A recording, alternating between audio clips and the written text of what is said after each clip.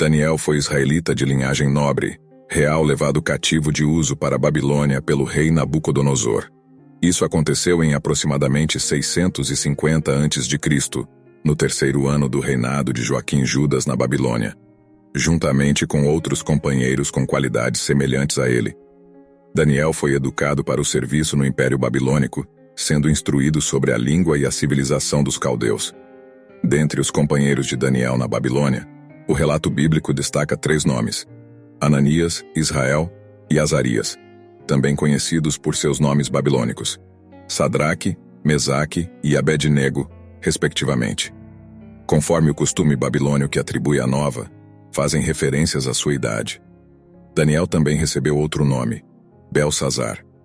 O reino da Babilônia determinou que fossem servidas a jovens, capturados as mesmas iguarias que eram servidas nos banquetes reais da corte pagã.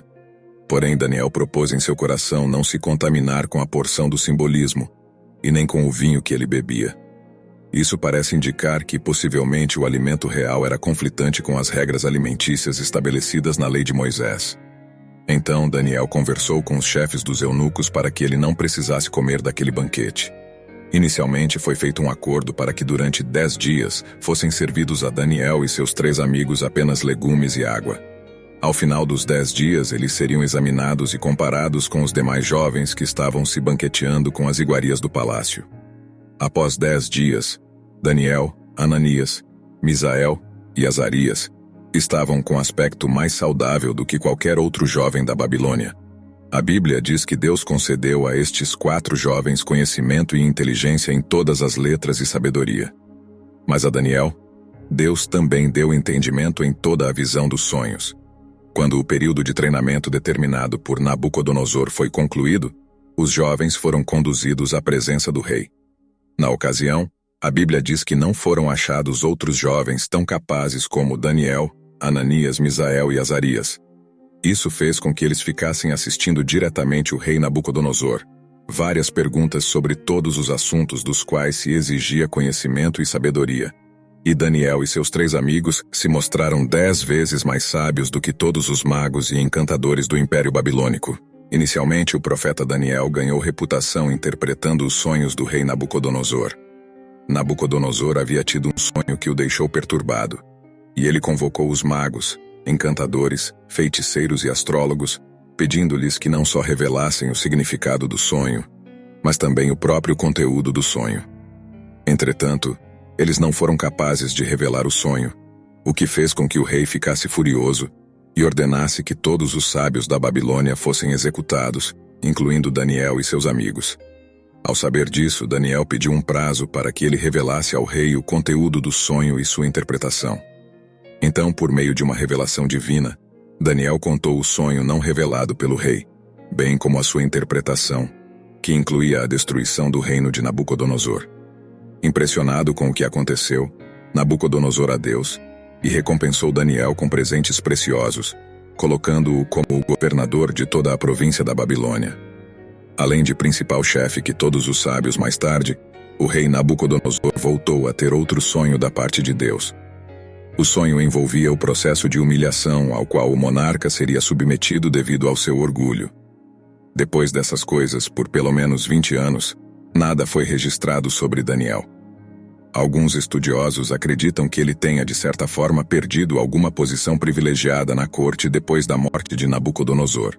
O profeta só aparece em cena novamente por ocasião de um episódio ocorrido já durante o reinado de Belsazar, que exercia corregência na Babilônia com seu pai. Belsazar deu uma festa e acabou originando que trouxesse as taças de ouro e de prata que Nabucodonosor havia tomado do templo de Jerusalém, para que fossem profanadas por ele e seus convidados. Mas, num determinado momento, pareceram dedos de uma mão humana que começaram a escrever na parede do palácio. Quando nenhum dos sábios da Babilônia pôde desvendar o que havia sido escrito na parede, a rainha-mãe, provavelmente filha da rainha Nitócris e mãe de Belsazar, lembrou-se de Daniel, que acabou sendo convocado para interpretar a inscrição que dizia Mene, Mene, Tekel, Parsim. De acordo com a interpretação do profeta Daniel, a inscrição misteriosa na parede era uma referência à sentença sobre a conquista da Babilônia e a queda de seu império. A interpretação exata dada pelo profeta Daniel foi a seguinte: Deus contou os dias do teu reinado e determinou o teu fim, pesado na balança e achado em falta. O teu reino foi dividido e entregue a Os medos e persas. Tudo sucedeu conforme a interpretação do profeta Daniel. Dário, o Medo, matou Belsazar e conquistou a Babilônia naquela mesma noite. Gobre, o Mogol, logo ele conheceu a habilidade e a capacidade do profeta Daniel. Dário separou 120 governadores de províncias e também escolheu 3 homens para agirem como supervisores dos governadores. Daniel estava entre os 3 supervisores. O profeta Daniel, porém, começou a se destacar entre os supervisores, e o rei planejava colocá-lo à frente do governo de toda a região. Diante disso, os governadores e os outros supervisores começaram a tentar derrubar Daniel de seu posto. Como não encontraram nada que pudesse usar contra Daniel, então eles tramaram uma conspiração que afrontava a lei de Deus e colocava Daniel em uma posição sem saída. O plano consistia em fazer com que o rei estabelecesse um decreto de que, durante 30 dias, todas as orações deveriam ser direcionadas à pessoa do rei. Quem desobedecesse seria lançado na cova dos leões. Daniel não se abalou com o decreto. Ao contrário, como de costume, orou 3 vezes ao dia em seu quarto, no andar de cima, onde as janelas estavam voltadas para Jerusalém. Como parte da conspiração, os jovens ficaram vigiando o profeta Daniel, e assim que o encontraram orando a Deus, correram para contar ao rei. Ao ouvir sobre a desobediência de Daniel, Dário ficou muito entristecido e tentou salvar Daniel até o fim do dia.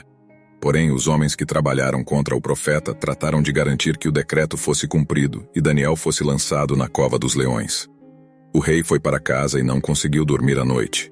Quando o dia amanheceu, o rei levantou-se em pressa e correu para a cova dos leões.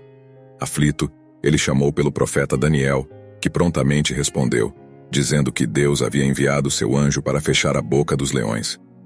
O rei ficou muito alegre e ordenou que tirassem Daniel da cova. Contrapartida, Dário coordenou que aqueles que se levantaram contra Daniel fossem atirados juntamente com suas famílias na cova dos leões. Por fim, o rei ainda editou um decreto para que todos temessem, reverenciassem e fizessem súplicas diante do Deus de Daniel. Entre os capítulos 7 e 12 do livro de Daniel, estão registradas as próprias visões do profeta. Estas visões, entre outras coisas, prevêem principalmente o triunfo do reino messiânico. O profeta Daniel teve sua última visão registrada em seu livro nas margens do rio Tigre, durante o 3º ano do reinado de Ciro, rei da Pérsia. No Novo Testamento, Jesus, em seu sermão escatológico, cita a profecia do profeta Daniel acerca do abominável da desolação. Historicamente, esta referência se relaciona à profanação promovida por Antíoco IV Epifânio e prefigura a profanação causada pelo general romano Tito na queda de Jerusalém em 70 d.C. Depois de preso, ainda sobre essa profecia, a maioria dos estudiosos concorda que tais eventos tipificam de alguma forma o anticristo escatológico que surgirá perto do fim dos tempos. Podemos resumir a vida de Daniel da seguinte forma: ele foi uma pessoa íntegra, justo e temente a Deus acima de qualquer coisa. Ele nunca aceitou se corromper, por maior que fosse o tesouro que oferecessem. Daniel era fiel a Deus, mesmo que isso custasse sua vida. A história de Daniel também nos ensina que é possível buscar a Deus mesmo em uma terra estranha e mergulhada no paganismo. Provavelmente o profeta Daniel alcançou os 90 anos de idade, vivendo até aproximadamente 536 a.C.